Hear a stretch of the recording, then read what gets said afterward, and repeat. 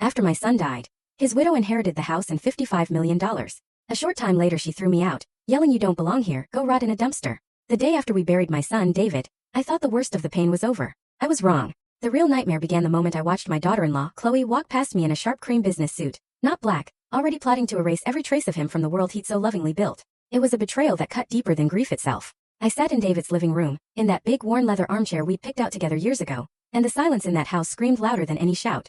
It wasn't a peaceful silence, not the kind that comes with mourning. No, this was a cold, hard, brittle silence, the kind that feels like it's about to shatter with a single wrong move. Every corner of that house echoed with David's absence. It was in the way the morning sunlight hit the floorboards we'd laid, in the familiar scent of old books from the library we'd built together, in the quiet hum of the servers in the basement that powered the incredible company he'd created from absolutely nothing. Then I heard it. A sharp click-clack of heels on the hardwood floors upstairs. It felt like a violation of the sacred grief that should have filled that space. Chloe descended the grand staircase, and I swear to God, she looked like she was heading to a hostile takeover, not still mourning her husband. Her tailored cream suit, her perfect, coolly composed makeup.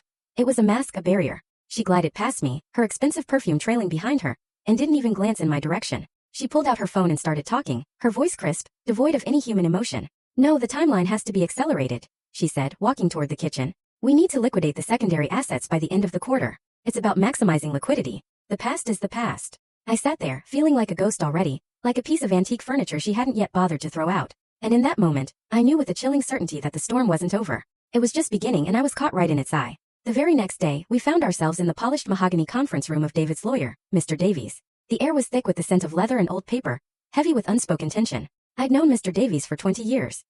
He'd watched David grow up, had advised him when his little startup was just a dream sketched on a napkin.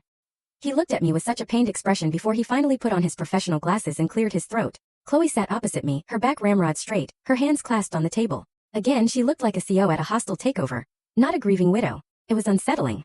Mr. Davies began to read David's last will and testament. The legal language was dense, but the core of it was brutally, heartbreakingly simple. Clause after clause outlined the transfer of everything David owned.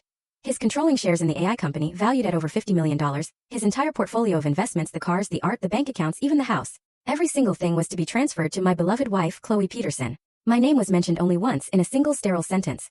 "To my father, Robert Peterson, I leave my deepest gratitude for being a wonderful father and my first and greatest teacher." The air just left my lungs. It wasn't about the money, not really. I'd never cared about the money. It was the feeling of being utterly, completely erased. I looked at Chloe. She wasn't looking at me, but a small, almost imperceptible smile touched the corners of her lips. It was a smile of pure, unadulterated victory. In her eyes, I wasn't a grieving father anymore. Full story on the channel. Link below. Click now and watch what happened next.